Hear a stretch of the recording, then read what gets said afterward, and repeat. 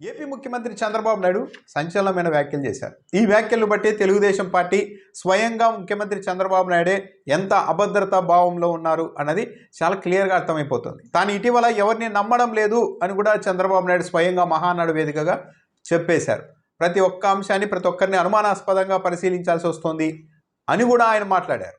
ఇప్పుడు నేను ఎవరిని నమ్మడం లేదు, ప్రతి ఒక్క విషయాన్ని కూడా సందేహం పెట్టుకొని మనసులో వేరే విధంగా నేను ఆలోచించి ఎవరు చేశారని ఆలోచించే పరిస్థితికి వచ్చాను. చేస్తే కొంతమంది మన దగ్గర ఉండి వాళ్ళకు కోవర్ట్లుగా పనిచేస్తూ వాళ్ళ ప్రోత్సాహంతో ఇష్టానుసారం అత్యారాధికారులు చేస్తున్నారు. చంద్రబాబు నాయుడు ఈ వ్యాఖ్యలు చేయడానికి ఉద్దేశం ఏంటంటే తెలుగుదేశం పార్టీలో కోవర్టులు వచ్చేశారు అని స్వయంగా చంద్రబాబు నాయుడు చెప్తున్నారు. ఈ కోవర్టుల వల్ల తెలుగుదేశం పార్టీకి పెద్ద ఆపద వస్తుంది. తెలుగుదేశం పార్టీ నాయకులు ఇటీవల ఒకరికొకరు చంపుకుంటున్నారు పలు చోట్ల. వీరయ్య చౌదరి హత్య అలాగే జరిగింది, తెలుగుదేశం పార్టీలోని వాళ్ళే చంపేశారు. అలాగే గుండ్లపాడులో ఒక తెలుగుదేశం పార్టీ కార్యకర్త అని చెప్తే ఆ చంపిన వాళ్ళు కూడా తెలుగుదేశం పార్టీ వాళ్ళే, ఎస్పీ కూడా చెప్పారు. కానీ ఇలా వరుసగా హత్యలు జరుగుతూ ఉండడంతో రాష్ట్ర వ్యాప్తంగా ఒక వాతావరణం ఏర్పడింది. తెలుగుదేశం పార్టీ నాయకులు స్థానికంగా గ్రామాల్లో, మండల స్థాయిలో, ఇట్లా నియోజకవర్గాల స్థాయిలో వాటాల పంపకంలో ఆదాయం విషయంలో పోటీ పడుతూ ఉన్నారు.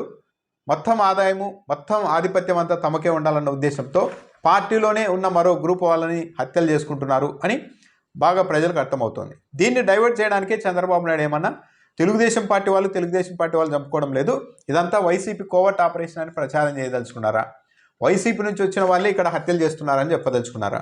నిజానికి అలాంటి వాతావరణం కూడా ఏమీ లేదు.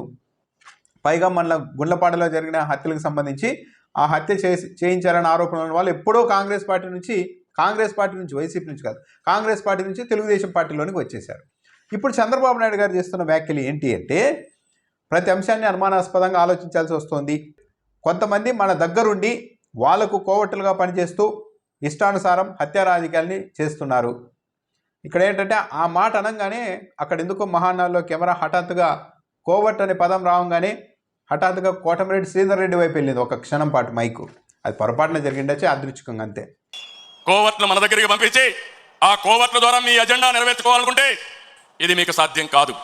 అందుకే మిమ్మల్ని అందరినీ కోరుతున్నా, వలస పక్షులు వస్తాయి, వలస పక్షులు పోతాయి, కానీ నిజమైన కార్యకర్త శాశ్వతంగా ఉంటాడు. ఆ విషయం మనందరం గుర్తుపెట్టుకోవాల్సిన అవసరం ఉంది.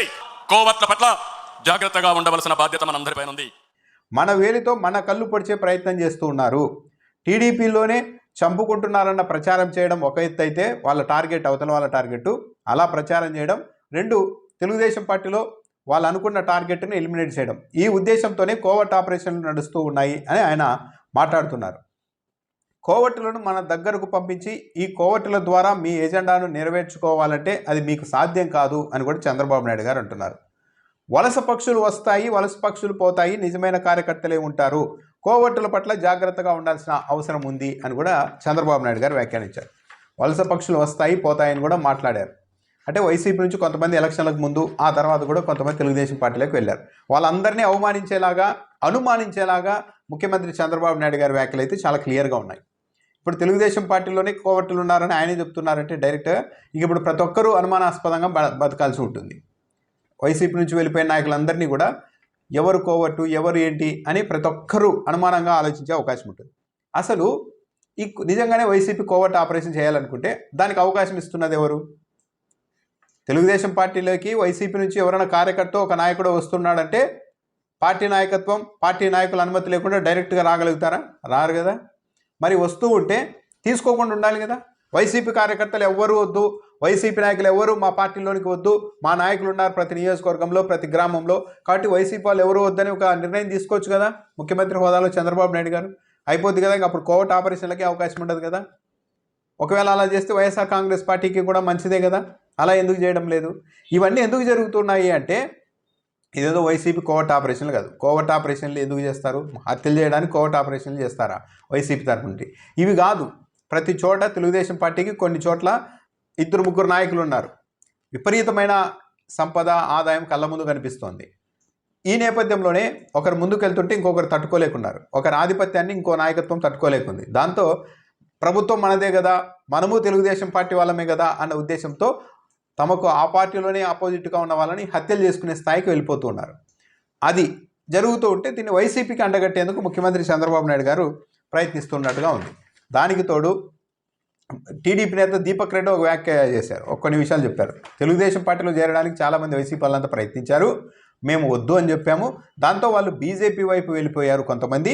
ఆ తర్వాత బీజేపీ జనసేనతో కూడా మాట్లాడాల్సి వచ్చింది, ఇలాంటి వాళ్ళని తీసుకోవద్దండి అని అంటూ ఆయన చెప్తున్నారు. మరి అలాంటిదే ఉద్దేశమే ఉంటే కొద్ది రోజుల క్రితమే శాసన మండలి డిప్యూటీ చైర్మన్ ఒక ఎమ్మెల్సీ, వైసీపీ మహిళా ఎమ్మెల్సీ వెళ్తే బీజేపీ వాళ్ళు చేర్చుకున్నారు కదా. అదొకటి. లోకేష్ వచ్చిన తర్వాత ప్రతి స్టెప్ను నిశ్చితంగా పరిశీలిస్తున్నాం, సిస్టమ్ పకడ్బందీగా పనిచేస్తున్నాయి, అలాంటి కోవట్లు ఎవరైనా వచ్చినా వాళ్ళ ప్రతి స్టెప్పును నిశ్చితంగా పరిశీలిస్తుంటామని కూడా దీపక్ రెడ్డి చెప్పారు. అంటే ఎవరన్నా కానీ వైసీపీ నుంచి టీడీపీలోనికి వెళ్ళాలి అని అనుకుంటే ఇగో ఇలాంటి పరిస్థితి ఉంటుంది. అనుక్షణం అనుమానాస్పదంగా ఇతను కరెక్టా కాదా, ఇతను కోవట్టా మంచోడా చెడ్డోడా అని మొత్తం నిరంతరం స్కాన్ చేసుకుంటూ ఉంటారు. ఇలాంటి అవమానాలు భరించడానికైతే ఇంకా వైసీపీ నుంచి ఎవరైనా టీడీపీలోనికి వెళ్ళాల్సి ఉంటుంది. ఎందుకంటే ఆల్రెడీ టీడీపీలో అక్కడున్న వాళ్ళకి సరిపోవడం లేదు, ఏది కూడా అంతా మనకని ఉన్నారు. ఇప్పుడు కొత్తగా వైసీపీ నుండి పోయినా కూడా అవకాశాలు ఇచ్చే పరిస్థితి లేదు.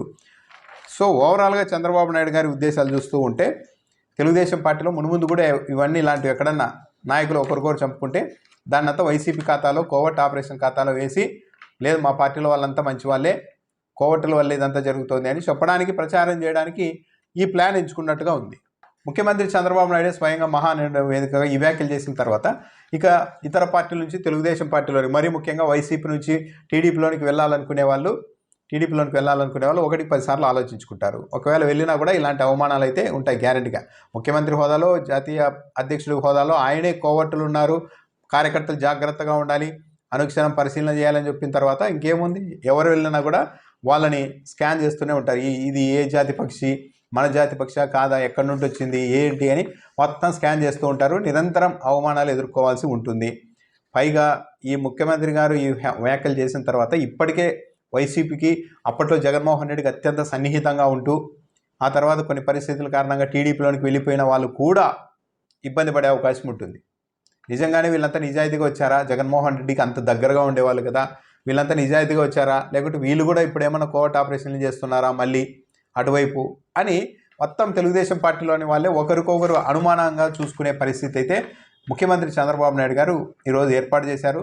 దాంతోపాటు ఒక అభద్రతా భావంలో తానున్నాను అనేది స్వయంగా ఆయనే మాటల ద్వారానే చెప్పుకున్నారు. నేను ఎవరిని నమ్మడం లేదు, ఈ మధ్య ఎవరిని నమ్మడం లేదు, ప్రతి ఒక్కటి అనుమానంగా అభద్రతా భావంతో చూడాల్సి వస్తుందని స్వయంగా ఆయనే వ్యాఖ్యానిస్తూ ఉన్నారు. సో తెలుగుదేశం పార్టీ పరిస్థితి ఇది. వైసీపీకి అయితే ఇది ఒక రకంగా మంచి చేసేది. ఎవరన్నా వెళ్దామా వద్దా అని ఆలోచించే వాళ్ళు ఇక ముఖ్యమంత్రి ఈ ప్రకటన చేసిన తర్వాత ఆగిపోవడం ఖాయం. ఎందుకంటే అక్కడికి వెళ్ళి మన శీల పరీక్షలు, నిరంతరం స్కాన్లు చేయించుకోవడం, లై డిటెక్టర్ పరీక్షలు, కళ్ళతోనే లై డిటెక్టర్ పరీక్షలు చేయించుకోవడం, ఇవన్నీ ఎందుకు, ఇక్కడే ఉండిపోదాంలే అని వెనక్కు తగ్గే అవకాశం కూడా ఉంటుంది. చంద్రబాబు నాయుడు గారు ఈ వ్యాఖ్యలు చేయడం అన్నది మాత్రం ఒక పెద్ద తెలుగుదేశం పార్టీలో ఎంత అన్రెస్ట్ ఉంది, అక్కడ నాయకుల మధ్య ఎంత ఆధిపత్య పోరుంది, ఎంత అభద్రతా భావం ఉంది అన్నది చాలా క్లియర్గా రిఫ్లెక్ట్ చేస్తుంది.